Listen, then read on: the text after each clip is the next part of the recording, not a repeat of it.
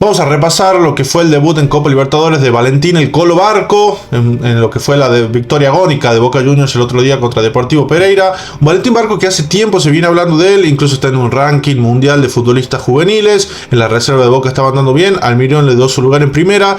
Y en este partido puntualmente, lo que era el debut de Copa Libertadores, tuvo muy buenas estadísticas tanto en defensa como en ataque. Recuperaciones, relevos, en lo que respecta a la defensa, en ataque, proyecciones, gambetas. Jugador súper interesante.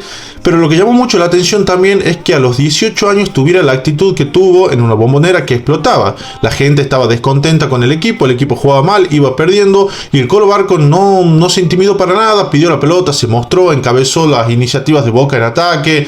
La verdad, demostró muchísima actitud y muchísimo potencial a futuro, lo que creo que dejó más de un hincha de Boca ilusionado, sumado a lo que fue la asistencia que le dio a Varela ya terminando el partido, una locura tremenda.